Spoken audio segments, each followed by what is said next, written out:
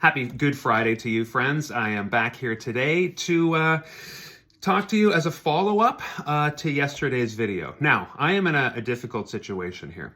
This feels like, I think for any mayoral candidate in particular, kind of a damned if you do, damned if you don't kind of situation. So I'm choosing one of the damns because, and for a few reasons primarily, because I want to come on here and continue to talk about this. Because this models, first of all, the kind of mayor that I will be. That's the great thing about an election. A mayoral election doesn't cost a lot to run. I got 10 signatures, didn't cost me any money. I asked for fundraising, putting up signs, get to stand at your door. But you can reject me, right? You can look at me and say, I don't want that guy as a mayor. But I'm going to continue at this. And so as a candidate, I want to say something about an issue that is extremely divisive and difficult and challenging for our town and bring you the solution that I think exists. So there's first of all that. The second part is I am a firm believer in the 7-38-55 rule of communication. I don't know if you've heard of that. A psychologist developed it in the 70s. It still kind of holds up. But what he found was 7% of communication is the actual words that you say, the vocal part. The verbal is 38%. So like how you say the words, the tone of voice, your intonation, right? And the 55% is the visual. So when someone is speaking, most of the communication is visual, and then you have 38% verbal, and then you have the 7% actually vocal, the words. So that's why I make videos. That's why as your mayor, I want to make videos. That's why as a candidate, I want to make videos. I'm not sure if other candidates are speaking about this event. It's just so ubiquitous, though, that to not say something says a lot. And I'm not sure what other candidates would say. But I am here, again, as a candidate, knowing that this is divisive, wanting to address it, but also as your mayor, I will do this. As far as I know, our current mayor, we still do have a mayor, has not made any statements about this. And again, I understand why precisely, and that leads to what I want to do here today. I have gotten a direct message from a resident who I know just under the context of politics, a person I've spoken to before. They've had back and forth with me, and they sent me a message in response to my video yesterday. If you didn't see my video yesterday, I encourage you to watch it. It is my statement on what happened at the shelter. And then there are other comments underneath that I would like to address maybe tomorrow. But this is the kind of thing I want to do is I don't want to get in back and forths on text or in messages or in comments because frankly, we're not evolved to text back and forth like that because of the communication rule, 55-38-7. So if you see me on a video, you understand that I am going to take a position of positive regard for you. I'm going to assume that your intentions are very clear, and I'm always going to respond with kindness. But I want to read for you a message that I got yesterday that was difficult for me to read, but I do want to address it here. And so the other approach that I'm taking here is, when you're in school and the teacher at the front would say, feel free to ask your question, even if you think it's dumb, because if you're asking it or thinking about asking it, likely many other people are asking it as well. And so I think that's what's going on here is when somebody takes the time to write me, even if it is a little bit inappropriate or strong worded or unkind, then I know that other people are thinking about it and wondering about it. And so it's just a good idea for me to come on here and say, hey, here's what we're thinking. So I want to read the comment, then I want to address a few things. I don't want this video to be too long. I know this video could be like half an hour, and I don't want it to be. I'll just pick up tomorrow, okay? As always, a lot can be said, and not everything can be said in one video.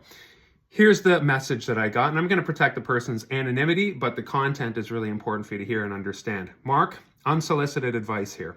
Again, I don't know this person well, but they felt like they could message me. You're running in municipal politics. Tell me what you're going to do about potholes or traffic tips due to trains and no signals in the heart of town. Tell me about rural areas, unpaved roads, and crumbling roadsides. Absolutely, 100%. We are at day 60 of videos. I have been doing that. I'm going to make 30 more. I don't want to be defensive here. I want to be receptive of that and say, absolutely, that is the role of mayor. I hope I've been doing that. I hope I continue to do that. Again, when you say something about a thing that is so inflammatory and so sensational and so, frankly, awful, what happened with the bike theft and the lodge incident, see my video yesterday, to not say something, I believe, is the easiest position. But that's not the way that's not the default for me, because you need to know what I think about and how I would handle this as the mayor. So, but to say something, also you get this kind of response at the same time. It's a difficult situation. So now this is going to be more relevant to yesterday's video, but I want to keep reading here. Do not tell me about the Charter of Rights. This is the message, okay? I will take that up with my MP. I'm not interested in your views on abortion, immigration, or the state of our schools. That's not your bailiwick. As a resident, I have a vested interest in my home value and how it's affected by incidents with the homeless. You can't answer my concern by telling me what I must do when an incident happens. I want to make sure it doesn't happen by discouraging the people who have the nature for those types of disruptions. First, it's a bicycle, then a car, then a break and enter, perhaps with resident home. Yes, that's how it really goes. I saw it. I lived it. I've heard all the rationale. It doesn't work. You will endlessly be answering the same question until you conclude that you never promoted this idea. In our country, your home and your land is your greatest investment, and you don't take kindly to being pressed into accepting conditions that reduce it or force you to move. This happened to us, and the community we left is still in a tailspin. Once the province thinks an area is soft on the issue, they'll promote things like a health clinic. They'll promote that area to take that specter of people, of a nature, to satisfy their habits, no matter what they need to do to accomplish that. Then advice to me. Move on, distance yourself from neighborhood works. It's acting like a club or a cult in town. People see that, they resent it. The occupants, the supporters, it's divisive by nature. I hear it in the doctor's offices, other meetings I'm in, people I know. You have wonderful signs, Mark, but it's the houses not taking them that are the story. They are and will be watching you. They want a fairer shake at saving their life savings with their home. Don't fight a losing battle, Mark. I think you're smarter than that. However, there are prominent politicians in today's world who do worse, I know, because they don't pay attention. So good luck with you on this election. I'm afraid I'll be unable to vote for you until I see more emphasis on what is best for the town, which is industry, new jobs, and prosperity. Homelessness is not progress for the community and businesses as a whole. All right, so there you go. That's the message.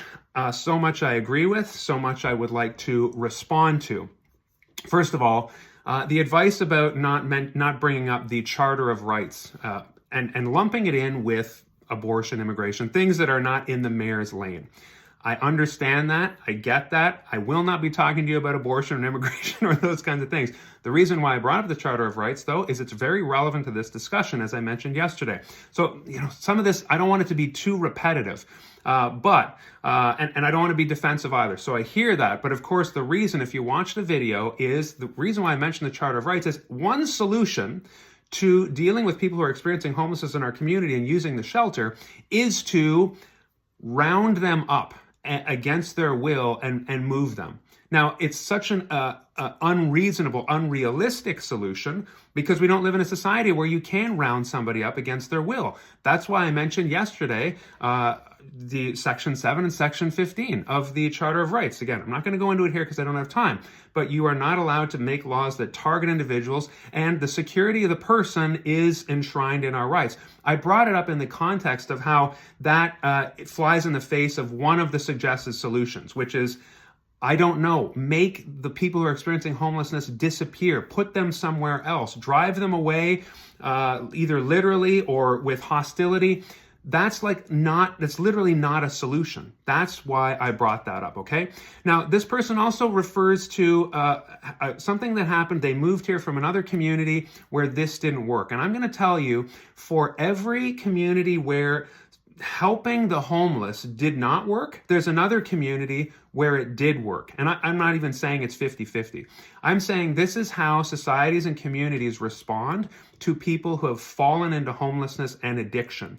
Because the alternative, friends, is to simply not help them. Now, I have knocked on doors and had really good conversations with folks who say when they hit rock bottom, they will come to their senses. And my answer to that is always, we have no evidence of that. When somebody is dying in the woods and starving, they don't come to their senses. Why? Because they don't have anybody. They don't know where to turn. Well, why don't they just go to another place? I want you to think, and for me, St. Stephen is my home. All my friends are here. I'm raising my kids here. It would be hard for me to move even if I had a house and a job to go to because of my networks, my social connections, my spiritual connections to this place. And we're asking essentially a homeless person, why don't they just go to a different city and sleep under a bridge and go somewhere where they have absolutely no connections at all? So this is the problem, is really just realistically, these folks have a free will. We can't force them to do anything because of the Charter of Rights. I'm sorry to bring that up, but telling somebody who's a mayoral candidate to stick to their lane, I suppose it applies if I'm talking about unrelated things, but we want to have a solution here. Okay, so that's where I'm not going to address all the things because of, the ticking clock on this video, but I do want to talk about, like, distance yourself from Neighborhood Works. That's an opinion. Neighborhood Works, whatever brand you want to put on it, let's just call it the agency that is filling the emergency gap right now. And you know what? I can't distance myself from the agency that is trying to solve this problem, because here's the issue. It comes down to this. If we were to shut down the shelter, again, see my video yesterday. I'm not sure this person really took time to digest it before they fired off this message. We want to shut down the shelter. We want to eliminate the need for the shelter. Closing down the shelter tomorrow, I see it like a fire. To be honest, it's like a fire in town. People go there to get the help they need. And when you're standing close to a fire, it's warm. If you get too close to it, it's too hot. That's what it's like to be directly around the lodge, the Lighthouse Lodge. It's too hot. But as you move away from it, you don't feel the heat of that fire. In this case, the fire is negative, okay? We don't want fires burning in town. But here's what happens. If you stamp out that fire, shut down the shelter, the clients, the guests who use that shelter are going to be everywhere. I said this yesterday. There's going to be fires, to use this metaphor, all over town. And so that we have to be realistic. Even if you just take away the compassionate part here, the realistic solution here is to alleviate the shelter and get people the help they need. And again, if this bothers you about me, then you cannot vote for me. And that's what this gentleman says, is I can't I can't vote for you until I see solutions around what's best for the town, industry, new jobs, and prosperity. I've spent a few days here, I'm literally in the middle of a series talking about how solving this problem will spill over and bring solutions about industry, because I've talked about how industry and commerce downtown, the BIA, I had a great meeting yesterday with the BIA folks, safety, security, public safety, that is what they need.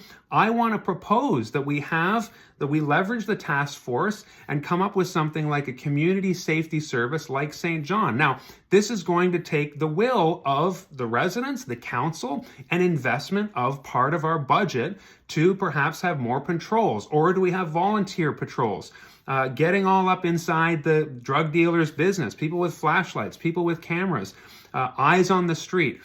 As the business improvement area evolves, and as we bring housing, which I've been talking about, housing is the linchpin for this, for activity. I talked about the housing loop 2 days ago. I'm literally talking about this as your mayoral candidate, but so much of the blockage starts with helping these homeless people who are experiencing homelessness, people who are experiencing addiction, getting them their own spaces. And I am going to really push to find a solution for land. As social development and the Minister of Housing were here last Tuesday and said they need St. Stephen to do. So for the sake of time, I'm just going to leave this here today, because distancing myself from Neighborhood Works or from helping people who are most vulnerable, suffering addiction, that's just not what I'm going to do. It's not what I can do. And if I'm not your candidate, then absolutely that's part of democracy. It's wonderful that I gave you the choice. I might be by far in the minority, and maybe I'll get no votes, but that's not the point. The point is I'm presenting to you as an option. If you are interested in a mayoral candidate that will speak to you like this, very frankly, that will bring you statements that will work through towards a solution, then I am your candidate. If you're voting on an issue in a way to handle this and say, well, let's make them go away, that's not a solution. We are interested in real world solutions.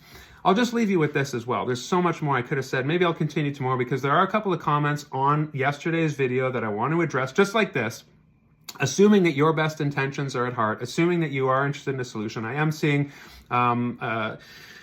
I don't ever want to read into a comment, but I really wish I could have more in-person conversations. I'm having them at the doors and they're really positive. I'll leave you with this. If this was a painless solution, if there was a pain-free way to solve this problem, it would have been solved by now.